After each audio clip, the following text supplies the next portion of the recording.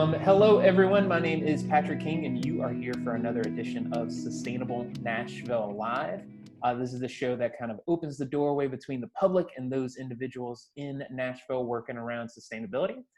And today I'm here with Catherine Price from the Cumberland River Compact.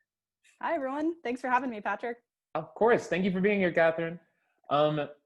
A couple of reminders before we get started today, though. First and foremost, if you have not subscribed to our YouTube channel, please do so now. Just go to youtube.com, Urban Green Lab, click the bell to subscribe. You'd be doing us a favor there. And Urban Green Lab is a nonprofit, so if you feel so inclined to support the work that we do, head on over to our website, urbangreenlab.org. You can make a donation there, or you can pull out your smart device and text Team UGL, all one word, to 44321, and you can get a link sent to your phone that way. Now, with all of that said, first things first, Catherine, how are you doing today? I'm great. Yeah, it's Thanksgiving week, so happy to have a little break in this crazy 2020 year, and I'm happy to be here today. Yeah. Really looking forward to holidays, given everything this year's given us. I feel like could be a moment of like calm, fingers crossed. Mm-hmm. Yeah. Mm-hmm. And certainly reflection too, certainly reflecting on what this year has been. So yes. Yeah. So could you start by telling us about the Cumberland River Compact and some of the work you all do?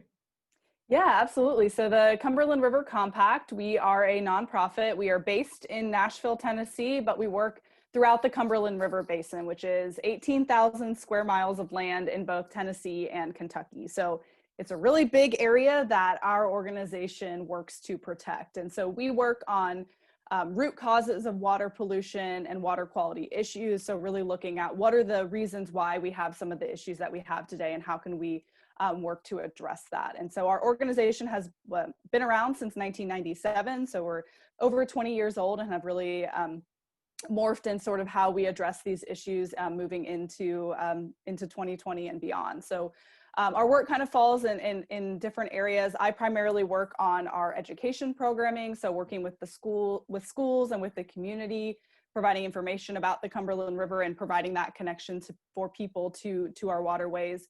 We work in urban waters, so the specific issues that come from being in urban areas, whether it's having a lot of pavement where that water can't naturally soak back into the ground, planting trees through Route Nashville. I know you talked to Meg a few weeks ago through that program. We work in sustainable agriculture. So, again, 18,000 square miles is a lot of land, and a lot of that land is agricultural land. And so we work to promote practices that are good for both water quality and for agriculture. And then we work in restoration projects, so large scale projects like dam removal, stream bank stabilization, really getting out into the stream and making an impact there. And throughout all of our programs, we have a big push for volunteers and for engagement and really getting anybody who's interested in getting involved in these projects to come out and help us. Yeah. And so for viewers, if you're not familiar with Cumberland River Compact, kind of taking Catherine's explanation there, they're just a very, very dynamic nonprofit. If you don't know about them, please stay tuned because it's going to really open your eyes to the great work that they do. And also, you brought up Meg, and in our interview, that's Meg Morgan from Route Nashville, we talked about the River Talks podcast that you all do, specifically with the Throwing Shade episode. It was really great. Could you maybe talk a little bit about the River Talks? Yeah, absolutely. So River Talks is a program that I manage. I've been at the Compact for about 3.5 years. So for that time, I've managed that program. It started in 2014. Our office is based in the Bridge building in downtown Nashville. So it's the little white building attached to the pedestrian bridge by Nissan Stadium. And in there we have a center called the River Center. And really the goal of the River Center was to be a place for education around the river. And so there was a lot of discussion as to what that would look like. And River Talks has been a series that the Cumberland River Compact has been hosting since 2014. And we invite everybody from, typically it's held in person in that center. We invite historians, scientists, engineers, artists, policymakers, really a huge variety of people who work on issues related to the Cumberland River into that space for a weekly lunchtime series. And so that program has been incredibly popular, and we've had, I think in 2019, we had over 1,000 people throughout the year coming to our events. And so of course, when we had to no longer host events in person, we had already started doing a podcast version of the River Talks, where when we had those talks in person, people could listen via the podcast afterwards. So luckily we had that infrastructure set up. And so we pretty quickly pivoted to offering those talks via podcast. And so that has been really fun, because in the spring we hosted people still from Nashville that would have maybe come to a in-person talk with us. But in the fall, we really looked for people that we couldn't normally invite to Nashville, where maybe we wanted to talk to them or have them come to River Talks, but it hasn't, worked out. And so we were able to invite and speak with a lot of different people. So like the episode you mentioned, we spoke with Dr. Jeremy Hoffman, who's in Richmond, Virginia, working on climate adaptation and resilience in urban Virginia, and looked at redlining and urban tree canopy and urban heat. We talked to Dr. Carolyn Finney, who wrote Black Faces, White Spaces, talking about representation in the outdoors. We talked to people who are in Kentucky. That's an area that we work in, that sometimes it's hard for us to get out there or have people come into Nashville. So it's been a really great opportunity to bring in some more national voices into the River Talks podcast and sort of connect that to what issues and experiences we have here in Nashville. So it's been really fun. We've got one more episode that will come out the first week in December. And then we've got some, we'll keep up with episodes every 2 weeks. So we've got some kind of bonus episodes coming. So those will be fun. And then in the winter, we have a new series that will be coming out, a new 4-part series that will be sort of an in-depth look at some issues related to water. So I'm really excited about that. Wow. Okay. So if you haven't already listened to the episode that I just referenced, Throwing Shade, it sounds like they have just a very great catalog. And as someone who's a part of that 1,000 folks who attended those meetings in 2019, I can tell you from personal experience that the River Talks are amazing. And while we aren't able to meet in person these days, nothing is lost through the podcast. So I highly encourage everyone to go subscribe on whatever podcast format you use. And just take a listen. You might learn something. Yeah. And I always kind of joke about River Talks, because I take a very broad stroke as to how it relates to the river. So if it's we hosted a poetry reading, and it was a local Nashville poet, Sandy Coomer, who didn't write about the Cumberland River, but used rivers to inspire her poetry. And I think that is just as important of a reason to connect and care about the environment. If it inspires you to write poems or paint or draw or whatever it is, we want to highlight that as well. So I have fun being a little creative with sometimes how those River Talks connect in with the river. So I'm glad you guys have enjoyed it. Yeah, I feel like if the river is your muse, then all the more reason, like if that can spur someone to have a greater appreciation for natural waterways, and also a little bias because I like poetry, so be it, Yeah. And the connection between art and protecting the environment is very, it historically has been very significant in the Hudson River Valley, which kind of spurred a lot of the beginning of the environmental movement.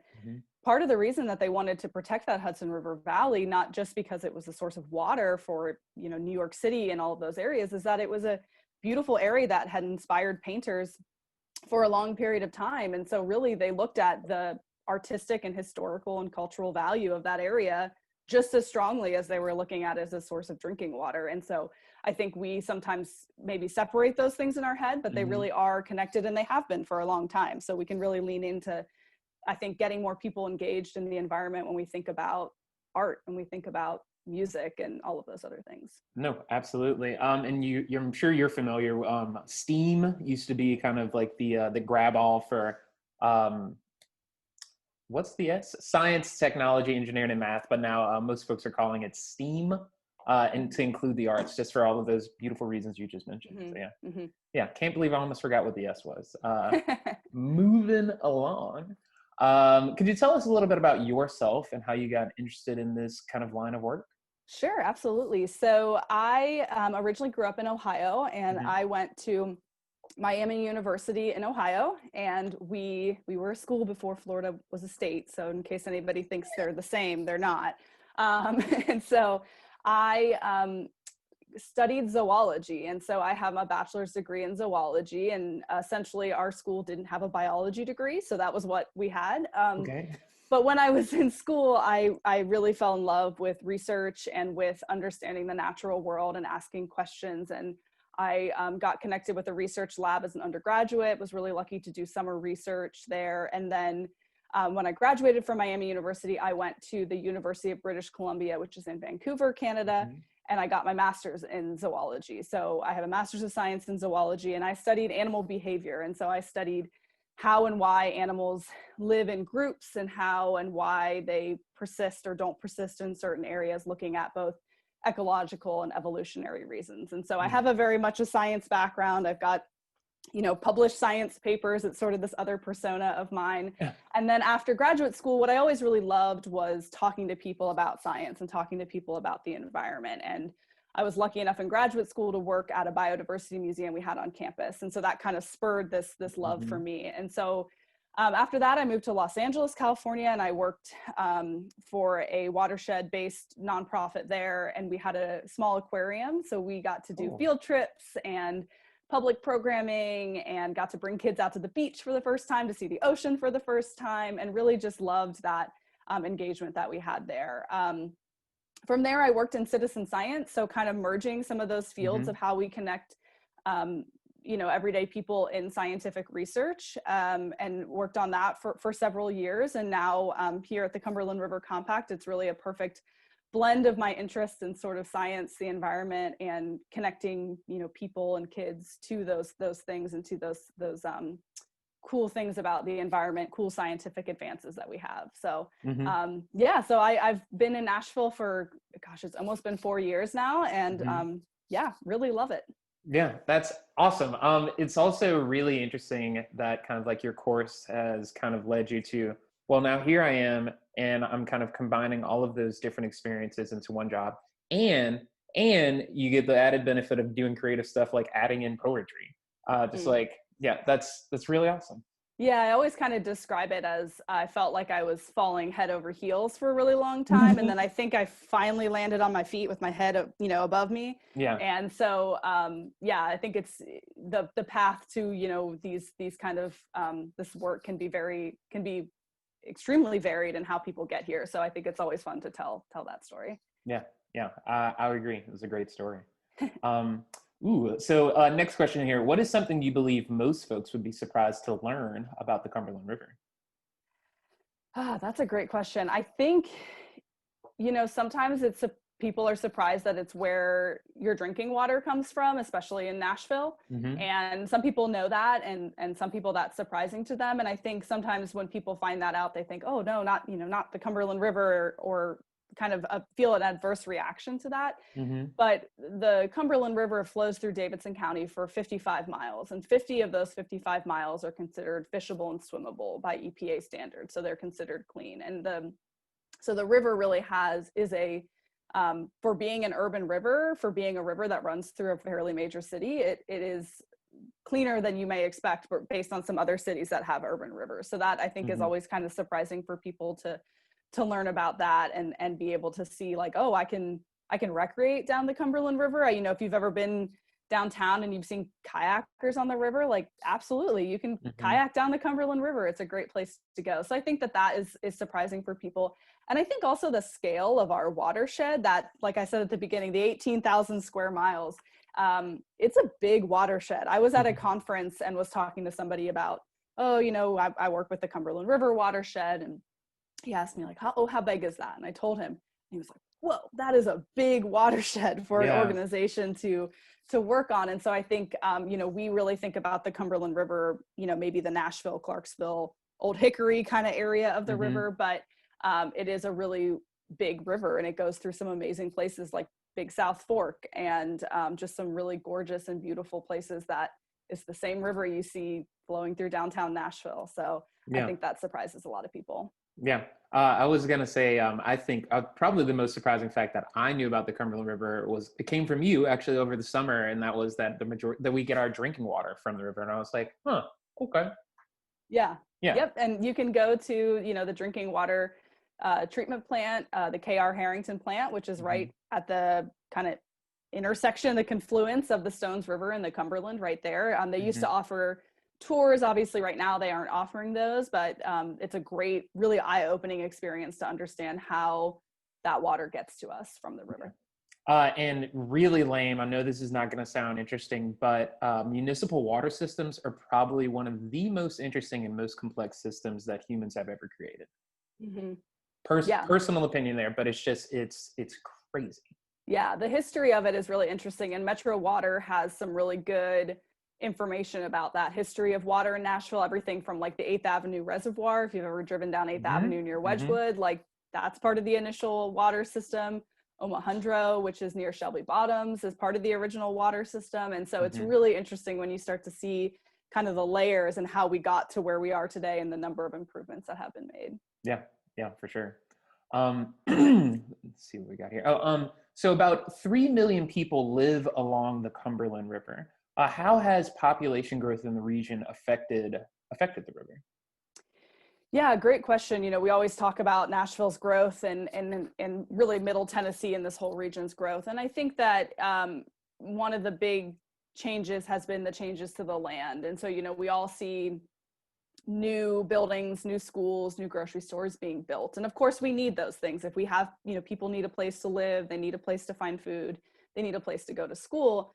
But that has really changed what the land looks like. So instead of having, you know, a grassy, spongy area, it might be replaced with a parking lot or a roof. And suddenly that water that used to fall on that ground, naturally soak back in and make its way slowly into a river or stream, now is hitting that parking lot, rushing off with any pollutants into whatever stream is nearby. And so that change has really made a big impact on our streams and rivers. And so, you know, what we really try to do is to promote, you know, how can we make that ground sort of keep as much of that sponginess as possible to help naturally soak in that water and let it infiltrate, let it get naturally cleaned out and, you know, restore flow into our rivers and streams. And so I think that that has been one of the big changes that has influenced the water system and will continue to influence it. I think moving forward, there's definitely some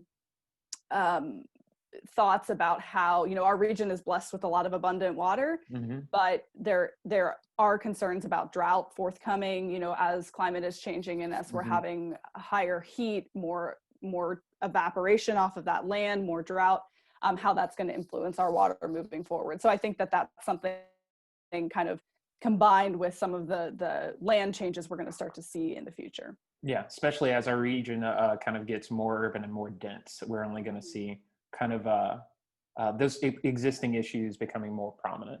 Right. Not to take into account even like the change in climate and the fact that the last 10 previous years were the hottest years on record.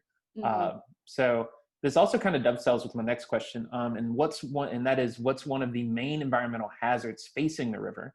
And what does that mean for citizens of Middle Tennessee? Yeah, I think that urbanization, especially in the Middle Tennessee area, is definitely one of the issues facing the river. And one of our top pollutants in the region is sediment, which is just dirt. And so, you know, some level of dirt is obviously normal in a river or stream, but when you have too much sediment or dirt, you know, imagine being a fish and you get all of that clogging your gills, or you're a plant at the bottom of the stream and you're trying to do photosynthesis and the sun is blocked from you.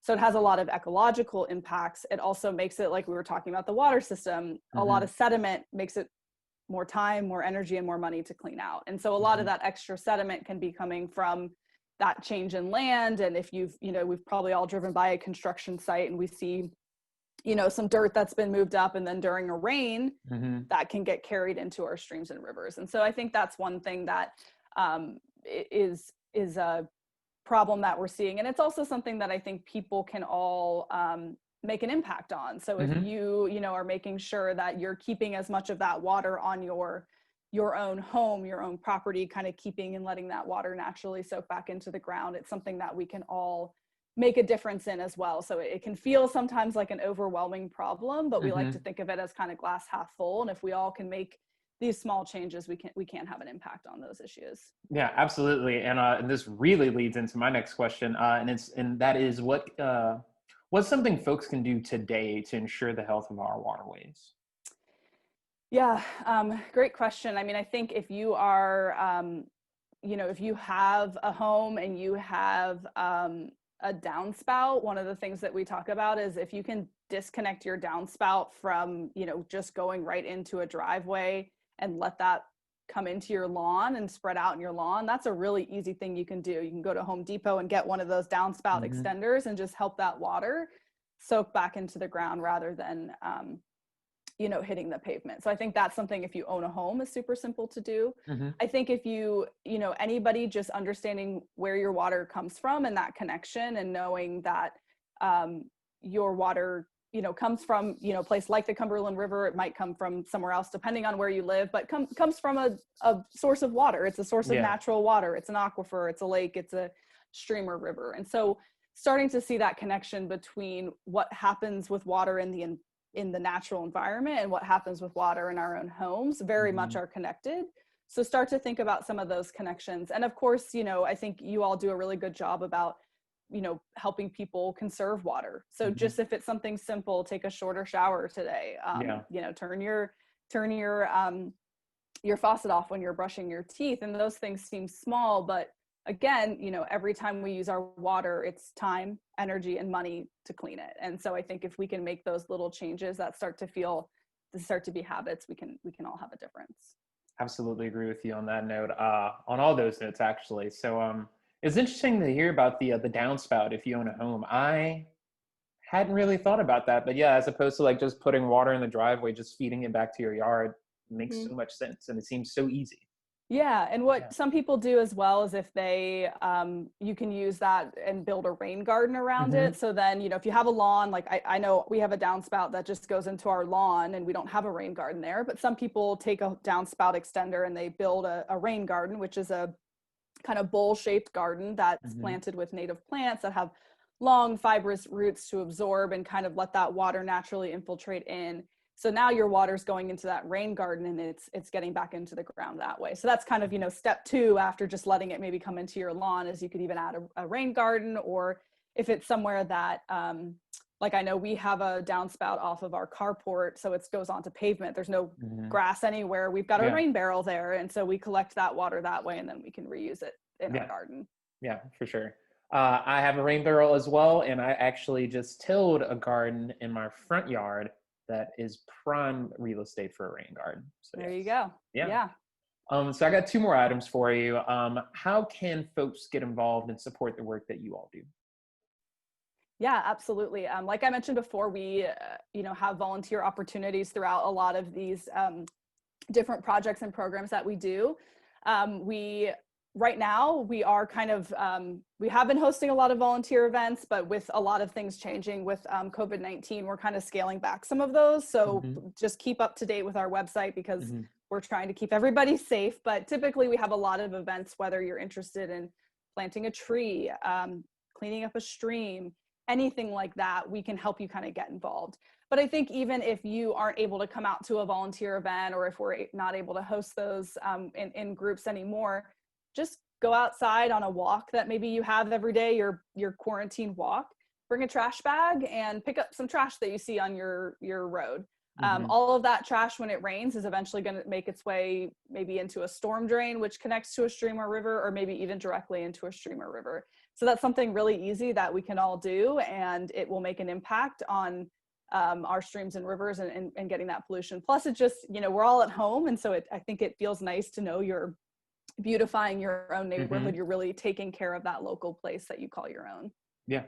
That's I really appreciate the ways that folks can get involved with the Cumberland River Compact, as far as planting a tree or doing a river cleanup. But you can contribute to the Cumberland River's health by just going outside and picking up some waste in your own neighborhood. So you're helping the river, and you're also making your neighborhood a more beautiful place. Yeah. And we've got some, if you're interested in really kind of stewarding a stream near you, we do have our Adopt a Stream program. And that's an opportunity where if you've got a school, a community group, a business, your church, and Girl Scout troop, Boy Scout troop, and you want to take care of a stream, we can help connect you to a stream that is accessible, that you can go out and clean up, maybe even get to know a place that isn't near your home, go take care of somewhere else, and we'll help connect you with materials like trash bags and things like that as well. So easy to go out with your own trash bag and pick up. And we'd love to have anybody interested in that program as well. Commit to steward that stream for a few years. Excellent. Excellent. So I will be providing those links to the Cumberland River Compact's website. So if you are interested, you just click the link and take it from there. And so my last question is probably one of the biggest questions. And you can imagine that you do have a magic wand in your hand. But what is your sustainable vision for the city of Nashville? That's a great question. I think I heard you ask Meg this question, so I knew that it might be coming. So I've been thinking about it. But I think, one thing with sustainability and individual choices that we're all making right now is it is very much, individual choices that we're making. And so I think my vision for Nashville is that these decisions are really integrated into kind of broad acceptance and easily accessible. Living a low waste lifestyle is great to do, but it can be difficult. And so being able to have access to those sources of information, to that type of, being able to go to the good fill and refill things and things like that, having those types of things more accessible, I think is part of the vision that I would see, that it feels just like second nature. And it's just how we go about our day. And also kind of an understanding of the ways that things that we're already doing might be sustainable and you might just not think about it.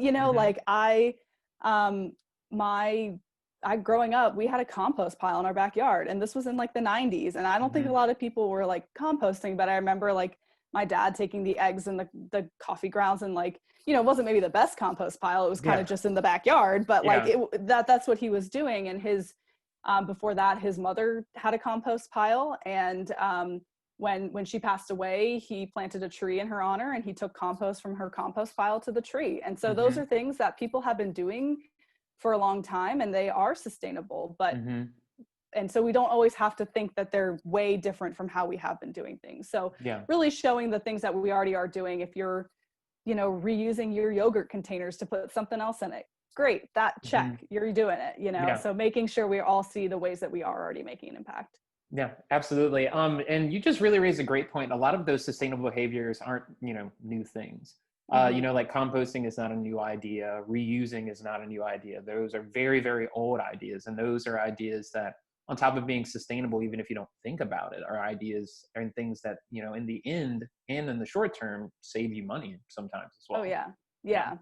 I mean, we've got a lot of smart thermostats and things like that now that can help keep your energy down. But, again, I know my dad would be turning that thing down, see how low he could get it and how many blankets we could put on top of ourselves to keep it, to stay warm, but be able to have the heat on. And so I think those are practices that, he might not have been saying, oh, I'm being sustainable, but he just might not have known it. And so I think highlighting and really raising some of those things up will be important to make sure everybody feels like they're part of this. Yeah. And then just making those things a norm.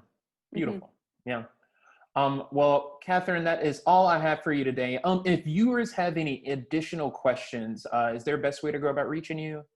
Yeah, absolutely. You can send me an email. It's catherine.price@cumberlandrivercompact.org. And of course, follow us on Facebook, Instagram, Twitter, all of that to keep up to date with what we're doing over the winter season. And subscribe to the River Talks podcast. Like we mentioned earlier, you'll get notified of every new episode, so you won't even have to think about looking for them. They'll just pop right up for you. Perfect. And before we go, are there any events or any things like that you want to plug? Well, right now, because we've been kind of scaling back some of our volunteer events, I don't know, that's all been very changing over the past week, so I'm not sure exactly what we've got. But our website, you can see all of that information on our events page. We are also doing monthly family nature nights on our Facebook page via Facebook Live. So we're doing family nights. They're about a half hour. You can bring your kids, and we'll be talking about different things of nature, doing demonstrations, showing you activities, ways that you can explore nature. So a fun way to get involved. And on that note, I will be providing those links. And what was that, the Cumberland River Compact Family Nights? Yes. Yeah. Okay, excellent. So that is all I really do have for you. Next week, we'll be interviewing Avi Katzman. She is project manager with Plant the Seed. If you have any questions for Avi or a recommendation on an organization that you would like to learn more about, Feel free to reach out to me. My email address is patrick@urbangreenlab.org. And before you go, remember to sign up to our newsletter. Just go to the Facebook, should be right under our profile picture. And until next time, remember to live sustainably.